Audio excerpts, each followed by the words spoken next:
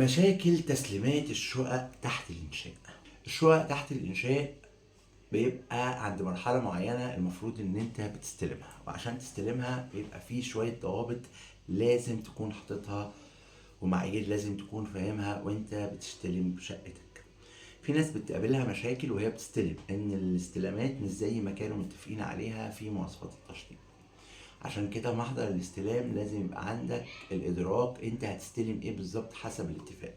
مبدئيا وانت بتستلم الشقه لازم تكون دفعت 60 او 65% من ثمنها، وبالتالي بيبقى وصل للشركه من 60 ل 70 كمان في المية من ثمنها.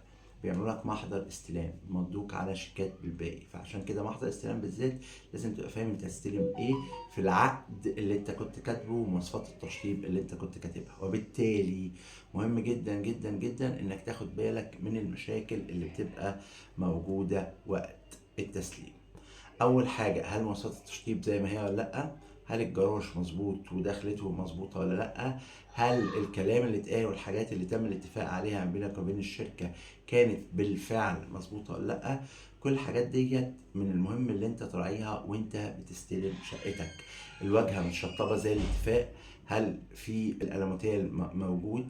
انتركم موجود؟ العزل اتعمل؟ الواجهة والمداخل والتفاصيل الخاصة بالمداخل اتعملت؟ الاسانسير من البدروم للروف؟ هل الحاجات اللي اتقالت لك في العقد في الاستلام مظبوطة ولا لأ؟ وإن كان في خلاف عن مواضيع الاستلام لازم تركز جدا في حتة ذكر الحاجات دي في محضر الاستلام أو عدم التوقيع على محضر الاستلام، إلا بالتأكيد على إن الحاجات اللي اتفقت عليها لازم تبقى موجودة.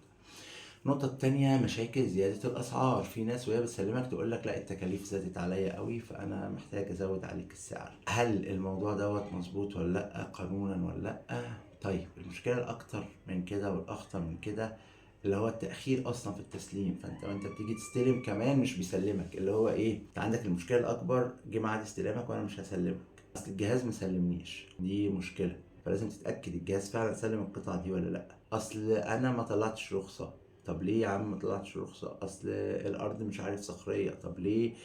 الكلام ده لازم تتأكد، لان للأسف الشديد في بعض الشركات اللي باعت خصوصا في 2020 21 لحد 22 مشكلتهم لما بدأت تيجي التسليمات في 24 يأخروا في التسليم نتيجة ان هم علشان خاطر يبنوا هيخسروا، فيزهقوا الناس، يخلوا الناس ما تستلمش، يأخروا نفسهم في استخراج التراخيص، يقولوا اصل احنا مش عارفين.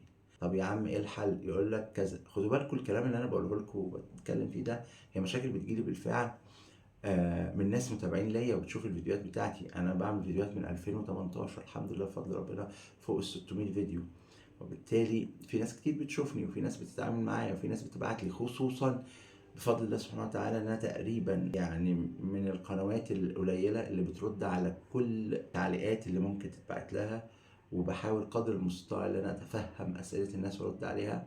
ولو كان التعليق مش هينفع ارد عليه بشكل لانه محتاج شرح وتفصيل اكتر على الكومنت نفسه في اليوتيوب، بقول له ابعت لي وارد عليه على الواتس وبشرح له بشكل تفصيلي وشكل توضيحي كل السؤال والاستفسار اللي هو بيبقى محتاجه. anyway، موضوع مشاكل تسليمات الشقق ديت نقطة مهمة جدا جدا جدا، وكل حد له مشكلة بشكلها المختلف. المهم انت اللي انت مهم فيه انك تحتاجه اللي انت تطبق بنود عقدك اللي انت المفروض معاك حد متخصص كان فيها مساعدك من الاول علشان خاطر ما تقعش في مشكلة او ما تتلخبطش في اي حاجة وانت تستلم شقتك. ارجو ان يكون الفيديو ده فاتكم واستفدتوا بيه، ودايما بقول لكم لو حد محتاج مني نصيحة ارجع لي، وزي ما بكرر وبقول الفترة ديت لو حد محتاجني يكون معايا بشكل شخصي في مراجعة الأوراق القانونية والعقود أنا بقيت بوفر الخدمة ديت. دمتم بخير، ولا تنسوا الدعاء لأخي عبد الله بالرحمة والمغفرة. السلام عليكم ورحمة الله وبركاته.